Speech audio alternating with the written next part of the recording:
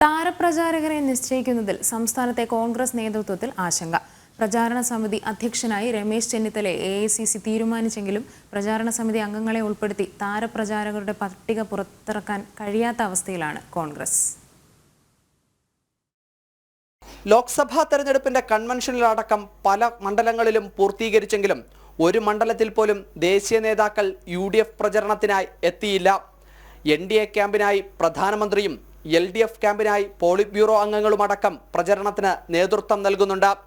എന്നാൽ കോൺഗ്രസ് പ്രചരണത്തിന് നേതൃത്വം നൽകേണ്ട ദേശീയ നേതാക്കളായ രാഹുലും KC വേണുഗോപാലുമാകട്ടെ കേരളത്തിൽ സ്ഥാനാർത്ഥികളുമാണ്.